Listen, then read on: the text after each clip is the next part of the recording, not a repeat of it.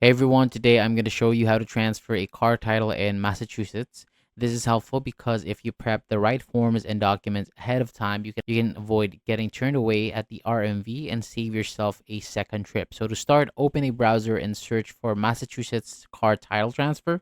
Your goal is to find here the official state page that ends in .gov. So once you're on that page, look for the instructions that talk about doing the transfer in person and use that section as your checklist. So before you head out, take care of the forms. Fill out the MVU 29 form, which is used when you're claiming a sales or use tax exemption for a vehicle bought outside Massachusetts.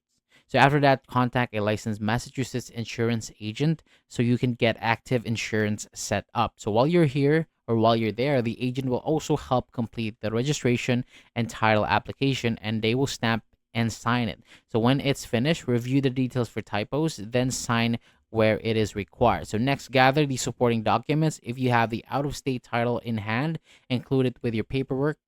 So if the title is with a lender, you'll need a proof showing the lion or ownership. So this can be a copy of the title that shows the lion or your loan paperwork or a recent ownership printout from your previous state's DMV. So also keep in mind that some states may still require the physical title even if there is a lion.